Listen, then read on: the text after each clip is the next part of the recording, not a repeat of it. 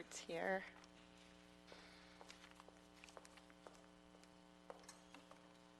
Okay, I believe this is Arnold Sachs. And I believe our new rules are 2 minutes for each person for public comment and 5 minutes total. Is that correct? Okay. So, excuse me, Madam Chair, is that 2 plus 5 or 5 total? It's 5 total for the whole meeting. So then 3 minutes on the agenda? Yes, if you take 2 minutes now. Oh, okay. All right. Thank you. Arnold Sachs, for the record. So the Los Angeles City Health Commission, I noticed that I went to the mayor's office to try to get permission to attend this meeting, and they didn't know anything about it. They have no appointees. So I'm wondering, just out of curiosity, what the members of the Health Commission think of the overall health of the city of Los Angeles on a A to F rating. What would your idea be? I mean, I know that the city's schools curve on a grade. They decided last year they were going to curve on a grade. So given that parameter, just out of curiosity, what would you think the city's health is? I mean, overall, you go around, when you drive around the city or you visit the east side of Los Angeles on the other side of, like, the Arts District, or you go into Venice and you drive along the 405 freeway, or you drive around south, or you just drive around the City Hall over here by Temple Street and you see the conditions they are, or even if you come by City Hall and you look at City Hall West and you see the conditions they are, or you go over here to Temple and First and Spring, and you see the line of people waiting to get into the Grand Avenue apartments. What do you grade, how would you grade the city overall health? I mean, I know they're rolling in dough. They are making millions and millions of dollars in a marijuana sales tax initiative. So it's not like they're short money, and they have taxes coming out every body orifice in the world. So just collectively, my opinion, if you gave them an F, you'd have to grade on a curve where 0 to 10 is F. And you'd have to get points to get to 0.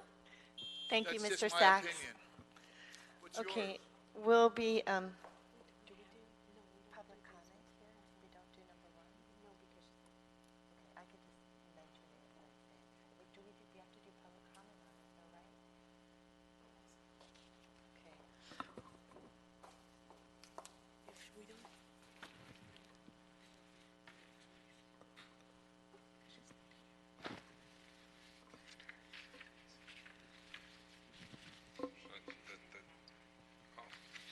Just getting clarification on item 1. So, number 1 is the table for future.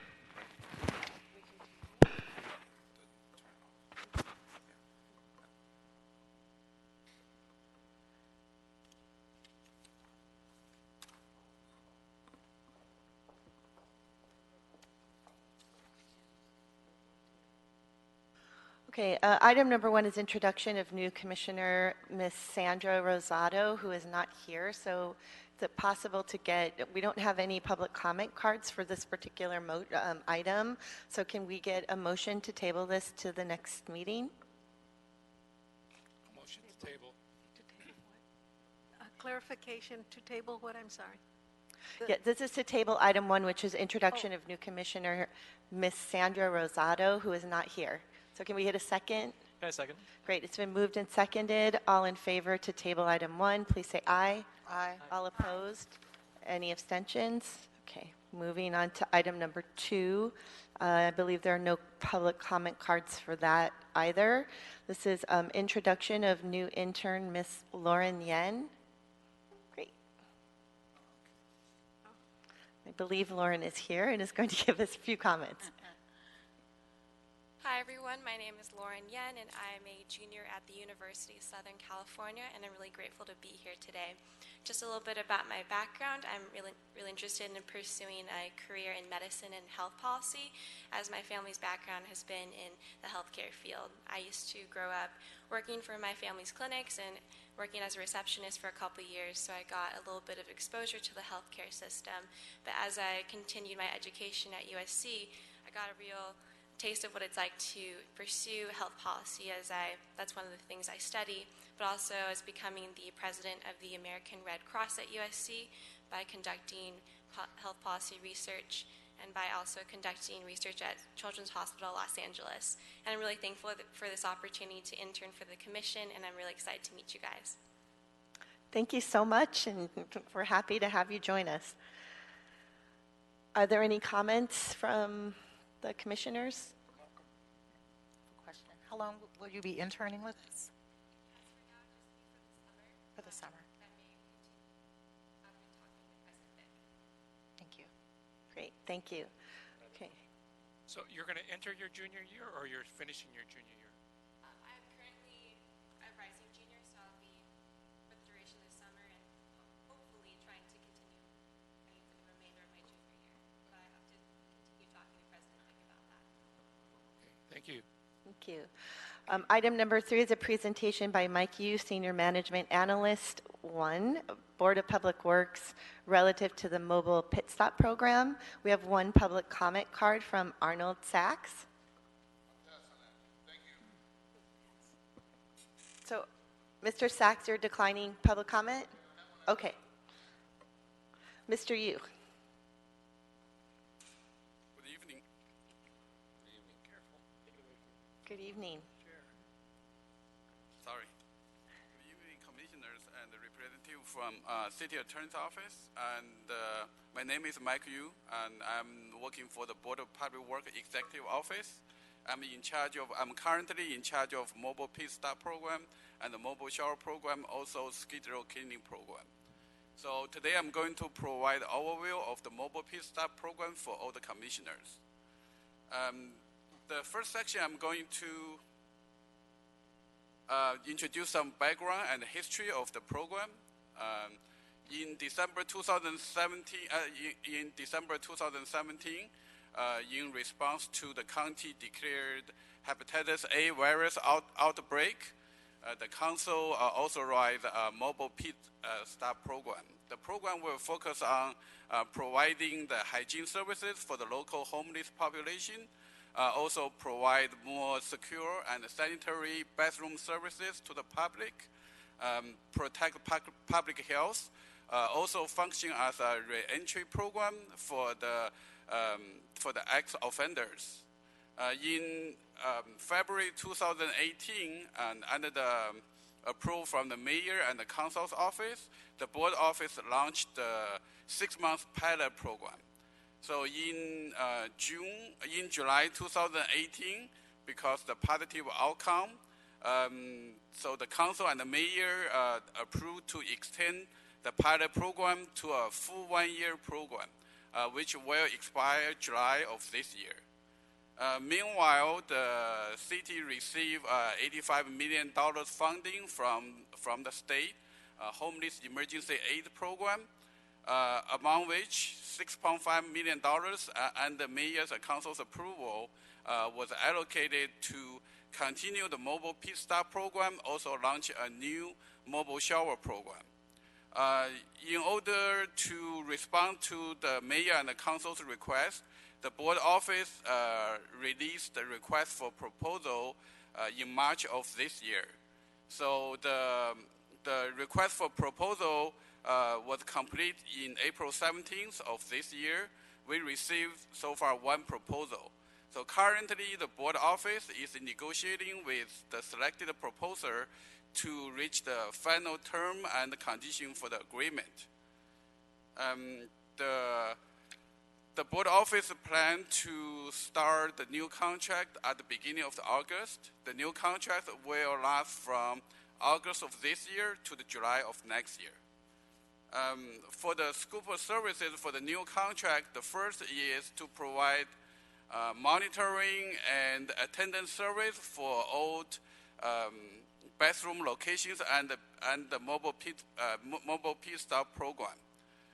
Second, the contractor will provide monthly report to the board office to indicate the effectiveness of the program. Also, the contractor will provide training to all the bathroom attendants to improve their working skills, also further develop their career paths. The last part of the scope of services is the contractor will also provide a safe and a secure drop-off location for the sharp containers. So under the current program, the board office has installed 3 permanent sharp collection receptacles at the 3 mobile pit stop program locations. So this picture indicates actually what consists of mobile bathroom unit for the program. From left to the right, the left is the regular mobile bathroom. The one in the middle is a mobile wash basin. The one at the right is a mobile bathroom in compliance with ADA. It's for American Disability Act requirement. So these 2 pictures indicate automatic public toilets. It's also under the program.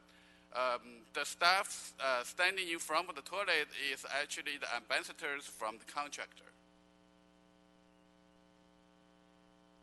And I think the one picture actually is more than is worth 1,000 words. So I took 2 pictures to indicate the positive impact from the program for the neighborhood.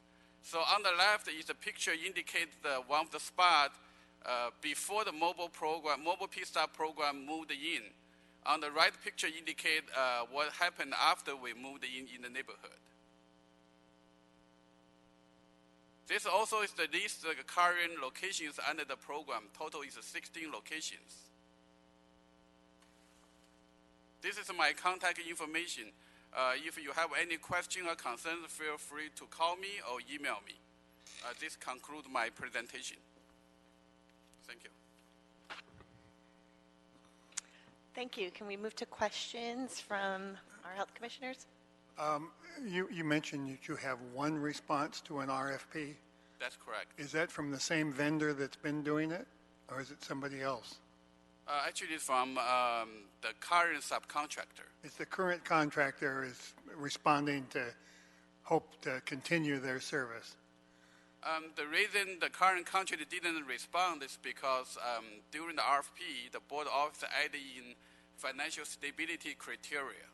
So for some reason, the current contractor wouldn't meet that criteria. That's why the subcontractor So it's not the current contractor that's bidding, it's somebody else. It's somebody else. I Yes. see. I thought you said it was. Yeah, the because same. they need to have enough funding to support the program for And for will 1 they year. take over the equipment, or will they have new equipment brought in? The equipment actually currently we use the city contract to provide the equipment, so it doesn't matter. It won't affect the new contractor when they take over the program. So presumably they'd be all the same locations. It will be the same location and the same equipment. And will they hire the same people that have been doing it under the existing program? We will encourage them to hiring the existing staff to run the program, because the organization submit the proposal this time also is one of the subcontractors for the current program. So they are very familiar with the structure. Right. So I mean, and because that's kind of a get back to work type thing for them. It's useful to keep them employed. In other words, you don't want to train them and get them doing something and then pull the rug out from under them. So. Yeah, I agree with you, but however, I cannot disclose any further details because we are still in the contract negotiation stage. So the new contractor's responsibility will be to maintain the program, maintain the equipment and provide cleaning and all that. That's correct. That's what their function is under the contract. Yeah, And, that's and correct. this RFP is for a 1-year period of time It's a 1 year plus 2 year renewal option depending on the funding. with an option for, Okay. for extend 2 more years. If we have more funding, we will extend the current, we will extend the contract. And do you have any sort of sense of how often are they used a lot? I mean, I don't know if you have a way of keeping track of their use or not, but We do have the monthly log sheet, monthly report for the usage of each location. Actually, the usage rate is pretty high. Some place even you can have like traffic around 100 people per day. So sometimes we even had to provide the middle service to pump up all the waste from the mobile bathroom. is there any plan to expand the program to more locations? Yes, we consider that feasibility. However, there's several factors involved. One of the major factors is the funding. If we have enough funding, yes, definitely we want to expand to the more locations. And I didn't, the list was up there pretty quick, but are most of them down in the center part of the city, or how many are out in the valley? The majority location actually is focused on the downtown area, but they still have a couple locations either in the valley or by the harbor. Thank you. Yeah, we try to spread the location to cover as many city council districts as possible. Yeah, I But mean, however, because they have some people limitations. don't realize sometimes that in the valley, there's a pretty substantial population of homeless folks who are in certain locations and want to be sure that they get adequate services as well. Yes, actually, the homeless population in each city, in each council district, is one of our major factor to assess the location. That's one of our factor for us to assess the location. We definitely put that into the consideration when we choose the location. Thank you. Thank you. Any other questions from the commissioners? Okay, I'll ask a question then. Oh, okay. So what are your criteria for assessing, okay, where we're going to expand and locate these 16? You have currently 16, correct? You started with 8, We and start then you from said it went 8, to then- 11, and now it's yes. currently 16. 16, yes. So how do you assess, what criteria do you use to assess where you're going to be expanding to? Actually, in that part, we seek the assistance from the local council district. I believe in the beginning, we sent out a motion to all the council district to see which council district would be interested. So based on the motion they sent back, then we do the site survey, then we mutually agree on certain locations. And, But of course, the homeless population will be one of the major factor for our to consider. and what percentage of the budget do you say would be dependent on the state funding? Currently, this program is 100% dependent on the state funding, but just for this contract. Before, actually, the program was run on the city budget. Since we received the state funding, then now for the new contract, will be 100% dependent on the state funding. So I'm sorry if I missed this part of the presentation, but they're open 24/7, correct? That's correct. Yes, 12 hours. It's not 24/7. It's 12 hours per day and for 7 days. And is this at night No, primarily, actually, or? we don't cover only one location by the Venice Beach. Actually, it's from 10 p.m. to 6 a.m. That's overnight. But the majority of the location actually is 12 hours. The regular hour is either from 7 a.m. to 7 p.m. The latest is from 9 a.m. to 9 p.m. Because sometimes we have to consider the security for all the attendants.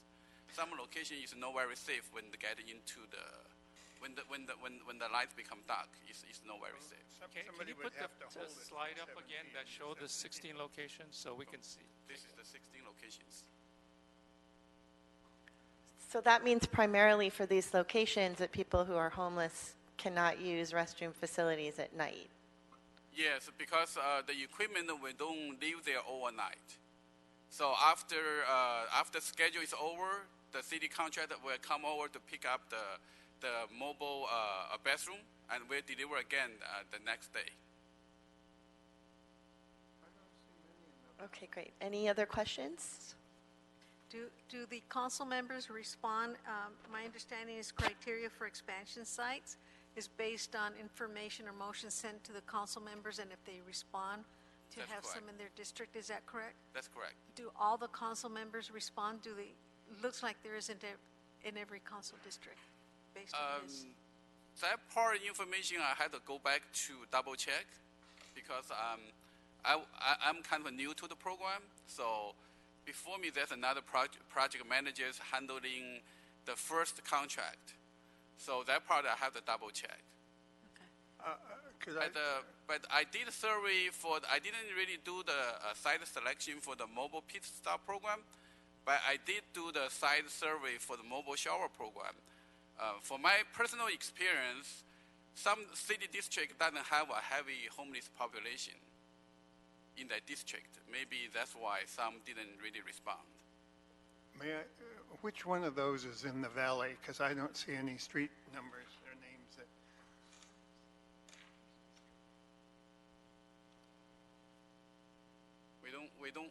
We don't have the detailed information here. I can go back to do further research and provide I mean, information later. Yeah, it would be useful also maybe to put which council district they're in too, since Yes, I actually. they're interested. Okay, that's a good suggestion. Commissioner Cotto? So, in their hours of operation, is there like security assigned as well? No, we don't have a security outside. Okay, even at the Venice site that's open in the The night? vendor side actually we have 2 staff for each shift. Yeah, I mean in order to resolve the security issue, instead of 1 staff as usual, we add in additional staff. Thank you. Thank you so much for coming. Thank you. And if we could get a copy of that, I mean, I don't know if you want to give us a PowerPoint or just a copy of the locations, but I think that would be helpful for the commissioners. I believe I provide the electronic copy to Candy. Okay, great. For this If we could get that sent out by the clerk's office. Thank you. Thank Thank you so much.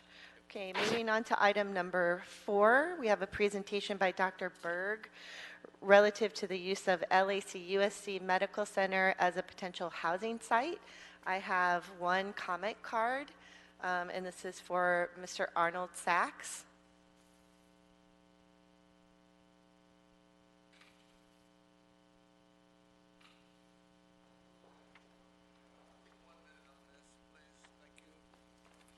Thank you. For the record, Arnold Sachs. Would this be permanent supportive housing for LAC USC? I'm sorry. This is listening to this presentation. You need to have some vomit bags here. It's really sad. It really sad. I'm somewhat glad I came to this meeting, but I'm somewhat disgusted sitting here. I appreciate the person's experience, but have any of you ever experienced homelessness on even a polite scale, where you've been out of a home a couple of months or something, which is nothing? People are out here 10, 15 years. Have you heard of the Stockholm Syndrome, where you just become part of your environment? To spend the amount of money that this city has gone through to wash, rinse, repeat, and listening to this blah, blah, blah stuff. I'm sorry if I'm a little bit coarse, but you're clueless. That's a good answer right there. Thank you. Moving on to our presentation, Dr. Berg, thank you so much for coming. Thanks for having me. Excuse me. So I am the health deputy for the 1st District of the LA County Board of Supervisors. Supervisor Solis represents the 1st District. So she is, just to give you a little background, she is the former Secretary of Labor under the Obama administration, former U.S. Congresswoman, former state senator and state assemblywoman, was elected to the LA County Board of Supervisors in 2014 and reelected in 2018, and she's a great boss to work for. So we're going to ad-lib a little bit because some of these slides are funky, but I understand that homelessness is a priority for the City Health Commission, And I was asked to speak about some of the projects that are ongoing on the LAC USC campus that are health related and that will serve our fellow residents experiencing homelessness. And just to start out, I'd like to say that we believe that homelessness is not adequately addressed without also addressing the interrelated issues of substance use disorder and mental health. So as I present my remarks, I want to share with you our framework for thinking about health and to give you some context about the projects that are ongoing at LACUSC. So in the broadest strokes, Supervisor Solis's vision for health is what we call the healthy village concept. So a quote from her is, "Everyone participates in building a healthy village to improve the quality of life for all." So when we drill down, excuse me, when we drill down into that vision, we come up with a couple health priorities that kind of undergird all the work that we take on in the health sphere. So the first would be the importance of community-based treatment options. So really a decentralization of our health resources from acute inpatient facilities to community-based sites, so that folks who are suffering from substance use disorders, who are suffering from mental health issues, can get treatment in their own communities. Secondly, the priority of health innovation and integration. We kind of keep the triple aim of healthcare as our North Star. And so these, like I said, these priorities kind of undergird the work that we take on in health, and we'll get to some more specifics here. So there are two projects that I'd like to talk to you about that are happening on the LACUSC campus. So the first is called the Restorative Care Village. The Restorative Care Village, its mission is to provide, to integrate services that address the social determinants of physical health.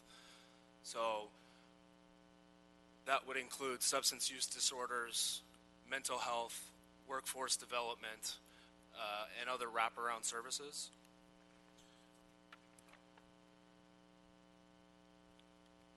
And just to give you a glimpse at the location, so I'm not sure, is there a pointer on this?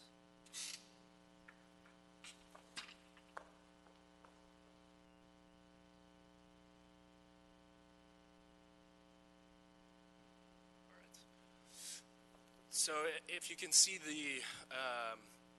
the white space, that's where the project has already begun. Just to the southeast is the site of the General Hospital, and just on the edge of the screen on the southern border is where the new medical center is. So this, the Restorative Care Village has already broken ground and is being constructed in that site where the white space is.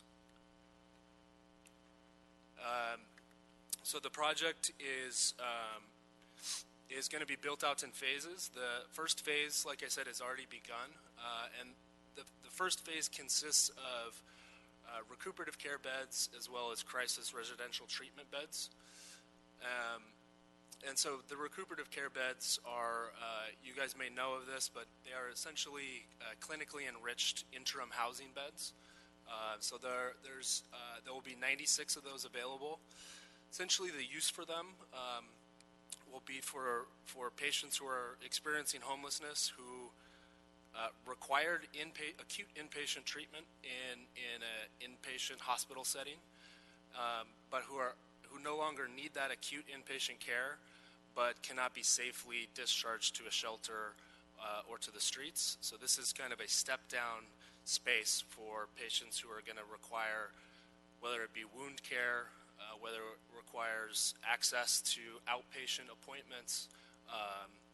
So there'll be kind of supportive services, supportive wraparound services at this facility.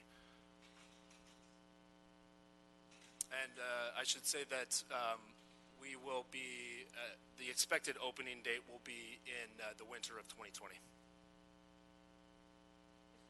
And the second project that I wanted to talk to you about is the General Hospital repurposing.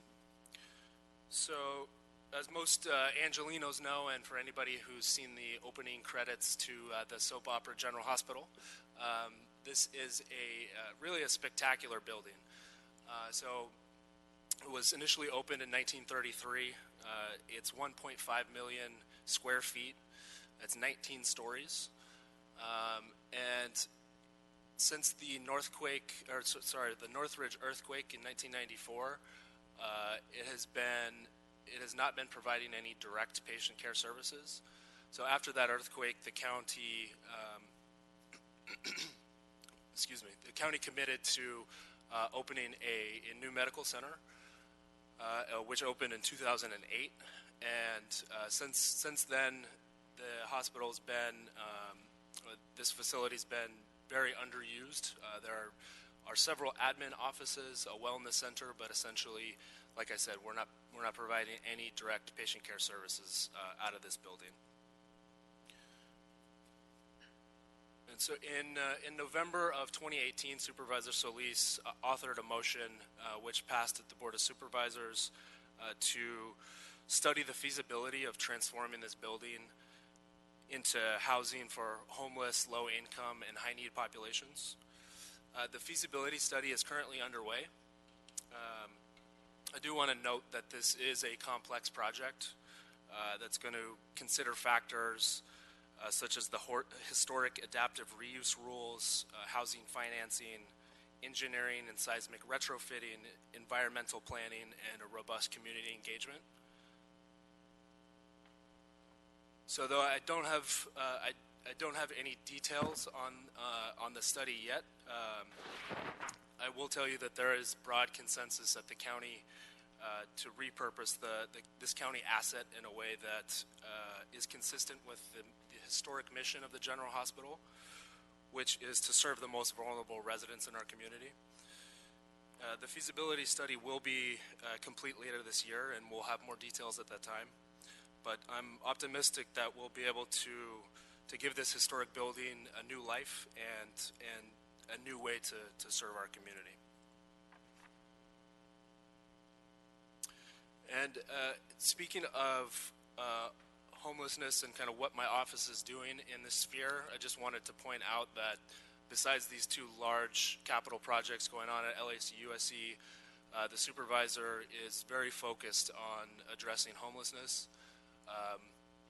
These are some examples of recent projects we've undertaken, including the Adams and Grand facility, which will provide interim housing, family cottages in Echo Park that will house homeless families.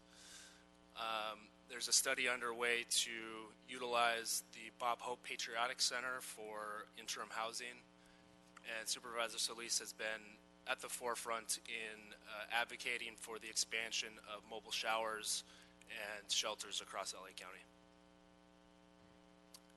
So with that, I'll take any questions. Great. Commissioner Hisrich? Dr. Berg, are you with the Department of Health Services? Or No, I'm with Supervisor Solis. you're with the supervisor's office? A few months after, or within a month after she brought that motion in, I sent her a copy of an article that I put in the LA Times in 2004 when I then worked at the USC campus across the street about the adaptive reuse of the county hospital. So it's 15 years ago. Be happy to give you a copy of it because I did quite a bit of work on it. But I'm glad to see that finally it's coming. I mean, amongst the engineering challenges are, of course, heating and air conditioning, which are not centralized. The one really good elevator shaft, it was not the best thing during the earthquake issue, but nonetheless, the building, which has 1 million or so square feet, Architects told me it would be very good for housing because it's narrow and you get sunlight from both sides. So amongst the other things, now I proposed at that time a whole range of possible issues, from quarters for resident physicians to folks, for the homeless. Now, the homeless issue in 2004 wasn't as apparent to us as it is today, so that just shifts the priorities. But I'd be happy to give you this, and I'd like to kind of track this as it goes along, since I sort of feel a certain amount of, that was while the new hospital was still under construction. And I said, gee, it's time to start looking down the road here a bit. So now we're down the road and see where we go. The other thing that's badly needed there at County is psych beds. The emergency psych beds are there are not enough of them. They back up a lot. Now, will this new facility adjacent, it says crisis beds, but they're not inpatient beds per se, but are they going to be something that will supplement emergency psych beds? Exactly. So the vision for the crisis residential treatment beds are an alternative to inpatient psychiatric Right. beds. The vision really is to use these crisis residential beds as an alternative to both the inpatient psych beds as well as our jails. So folks who are picked up for low-level crimes, who it is believed are acting out in a way that is driven primarily by a psychiatric illness. This will be an alternative site where we put treatment first. And I will say that I did allude to the restorative care village being built in phases, and actually phase 2 is an inpatient psychiatric facility. It is. So there will be, and how much down the road is that, you think? Phase 2? Hard to tell at this point, Hard to tell. but there is a lot of consensus that the need is there, and we have the real estate to build it. So as long as the pieces come together, we're ready to move on it quickly. Thank you. Commissioner Cotto. So this construction is being made possible through Proposition HHH money? For the first phase of the restorative care village, it's actually state funded. Okay. And then the services that are going to be provided within this community, getting money from Measure H? At this point, we're still exploring exactly how those services are going to be built out and provided for. I think HHH will likely play a role, or at least we hope so, as well as county dollars, state dollars. So I think a variety of funding sources. Okay. And you talked about the recuperative beds where people. The patients can't go right back onto the streets, meaning that they'll be first inpatients at a hospital and they'll be discharged to this facility, correct? Not anybody walking in. Exactly. So it will provide for a safe discharge for inpatients who will still need some time to recover, who still have some level of medical need that doesn't necessarily meet inpatient criteria.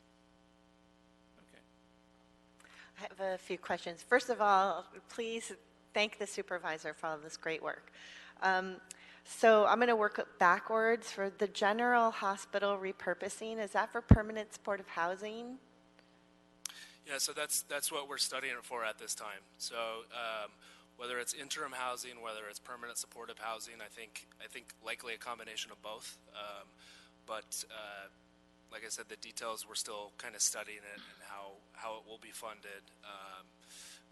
So more details to come. Okay. And then for the restorative care village, will that be managed through your Housing for Health program, or is it a nonprofit coming in to manage that?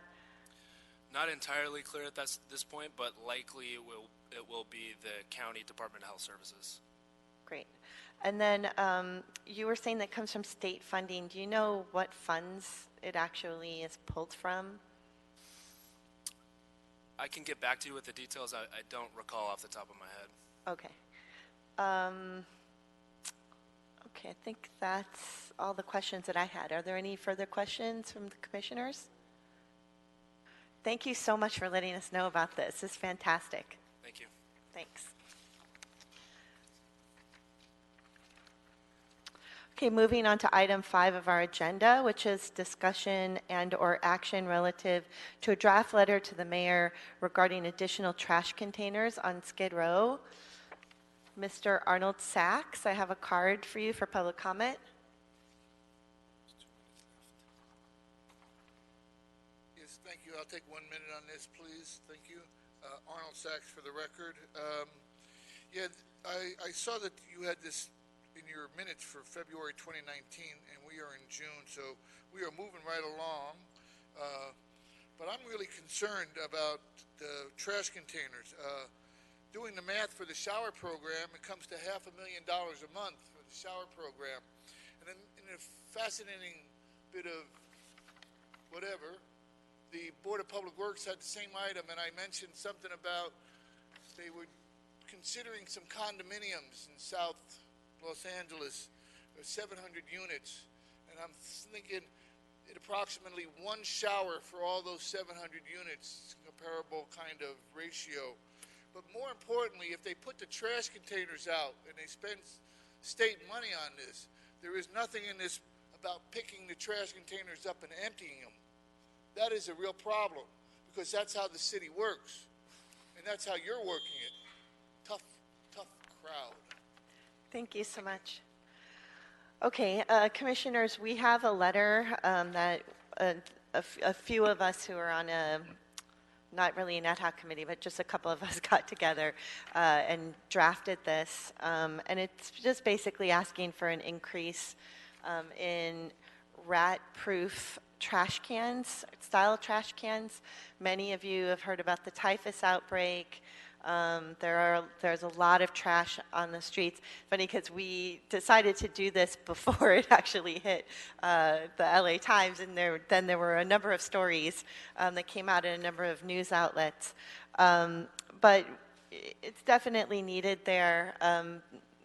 I would say almost none of the trash cans, there might be a few, are rat-proof, and there are rats running around on Skid Row late at night. There are open trash cans. There's overflowing trash cans.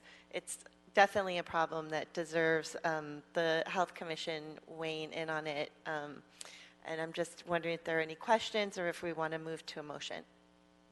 And I want to thank Commissioner Crane, too, for all of his help. He's done an incredible amount of work in terms of doing a lot of research and talking to some of the bin companies as well. I have a question. Mr. Sachs brought this up, but, we have the overflowing trash bins. We could, make it rat-proof. But what's the collection schedule? Is there something follow-up to that, if that could be answered? Sure. I can answer sure. it, but do you want to answer that? What we were looking at were the big belly trash cans, which are used in a number of council districts throughout LA. And those are integrated with general sanitation in their pickup schedules. So no changes would be necessary, and that partnership already exists, so they know how to work with those, and they work with the trucks they bring through. But general sanitation schedules are normally once a week, right? And would this require greater maintenance than once a week? It doesn't require greater maintenance. They said they're very low maintenance as far as that goes. They do record usage statistics so their routes get adjusted based on how much each one is used at different sites. Yeah, I mean, I don't want to get into the specific vendors. There are some vendors who do provide compactor trash cans so that it's all compacted and it's solar powered. And I don't know what the city of LA would choose, like who they would choose for a vendor, but the city of New York has put a lot of these rat-proof trash cans on their streets. They're solar powered, they have compactors, and they've worked out fairly well.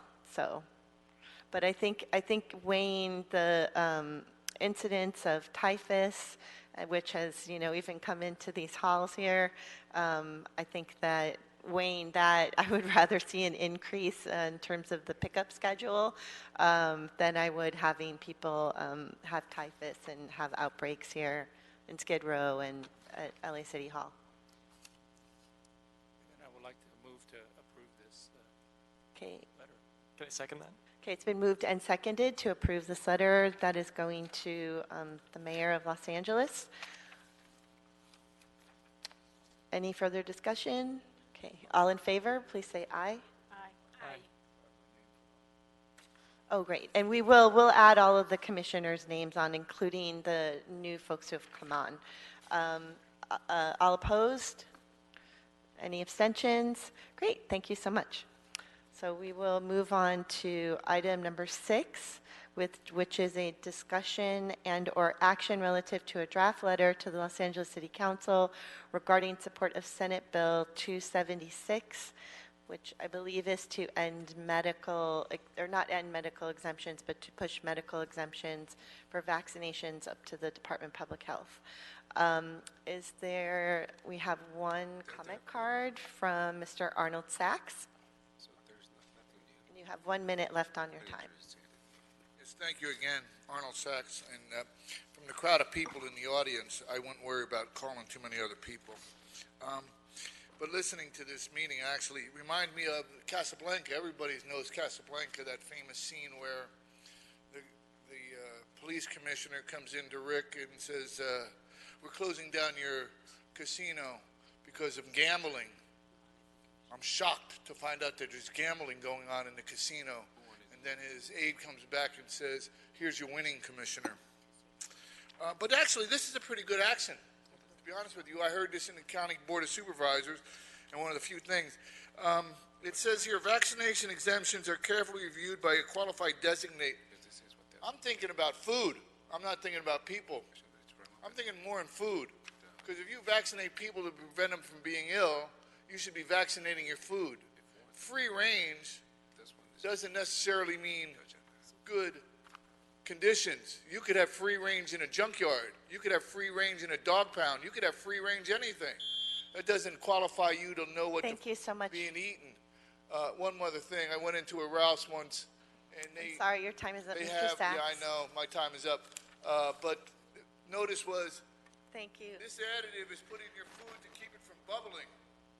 Bubbling hot. So, commissioners, you have the letter before you as a draft, and I'm going to give everyone just a little bit of time to look over it, about 10 seconds to look over it if you haven't already, and then we can proceed to discussion.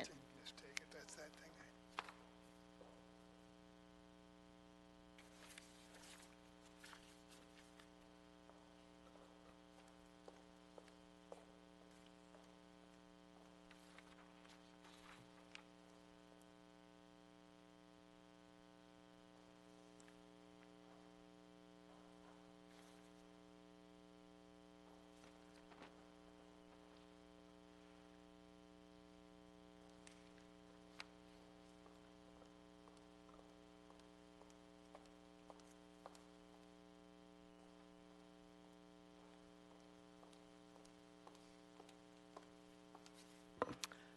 Okay, can we proceed to discussion?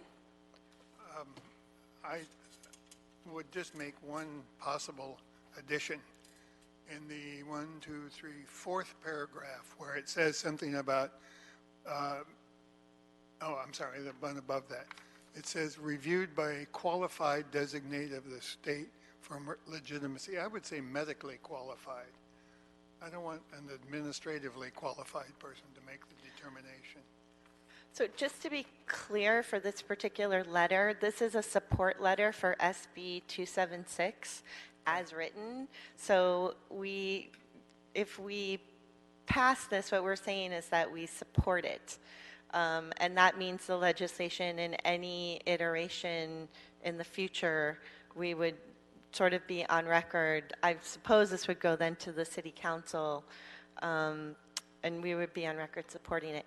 I have a few concerns. I don't have a problem with vaccinations, clearly, but I do have an issue with some of the people who are not necessarily supporting this.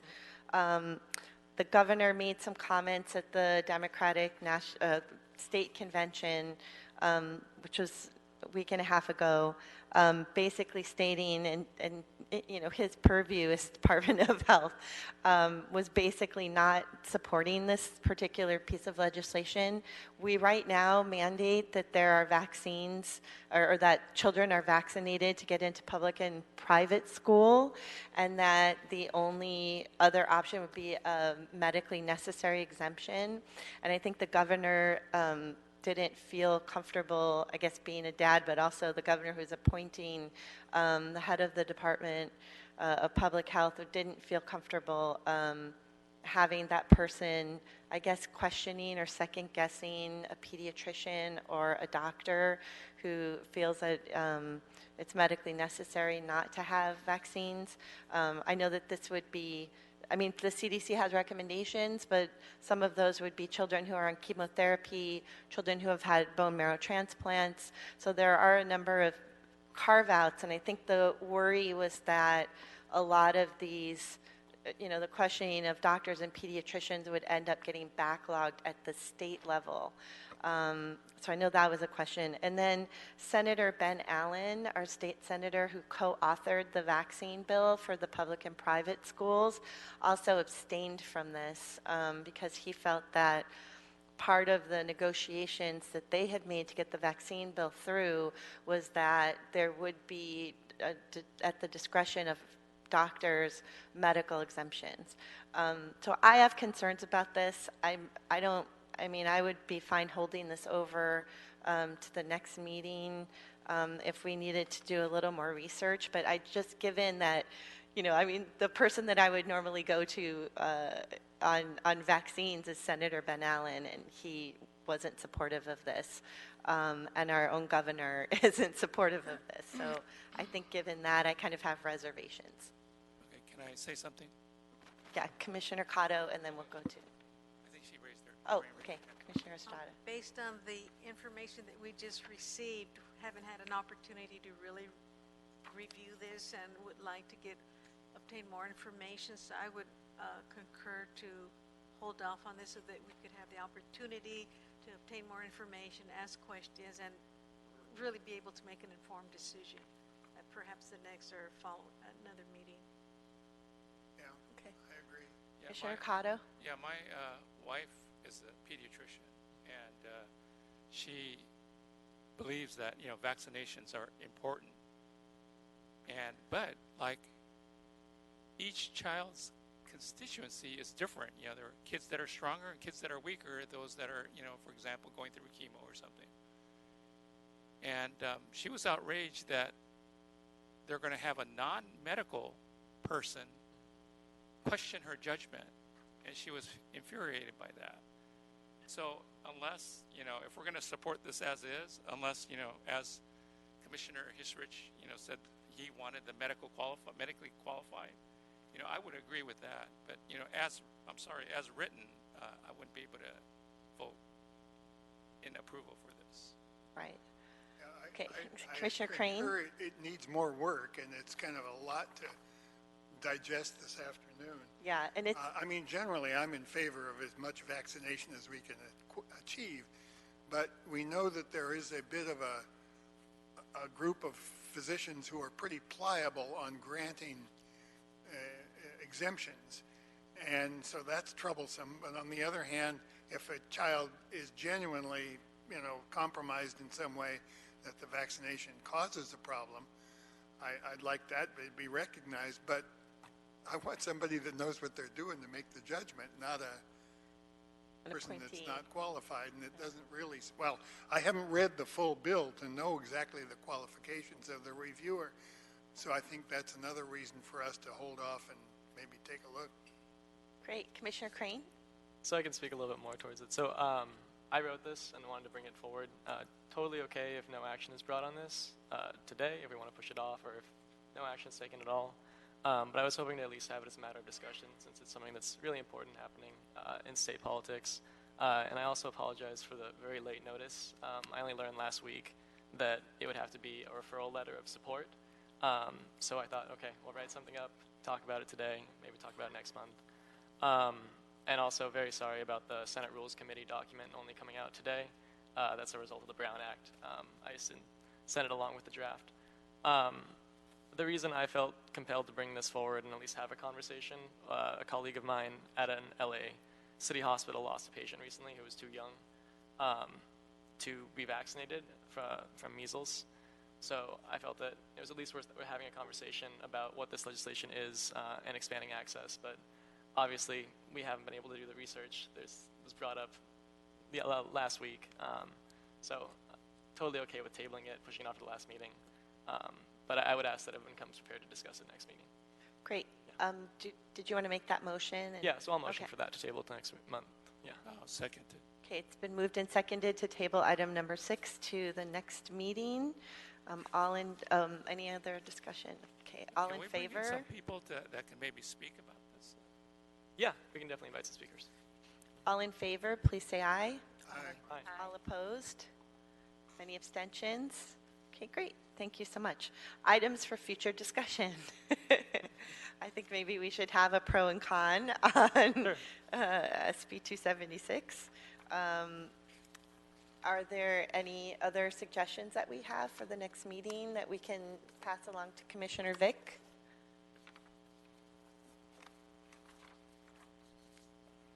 Okay. Yes. Perhaps we can have someone from the Department of Public Health, LA County, to present maybe from our acute communicable disease control program on some of the areas that have higher rates of outbreaks, and that can kind of help us better process areas where there may be folks that are less likely to be vaccinated. And maybe those council districts can be the council districts that we speak with regarding our proposal for support or not of the bill. Great. Okay, any other suggestions? Okay, great, thank you. Just Oh, one yes. thing, no suggestions, but I would like to know if it would be possible to receive a copy of the presentation that Dr. Berg presented today. Yes. I just realized we didn't receive a copy. Yes, can we get both PowerPoints, actually, if that wouldn't be too much? It's a lot of information. Great, thank you. Okay, move to adjourn. I'll second. Or do you need a Can you, motion? I need a motion, yeah.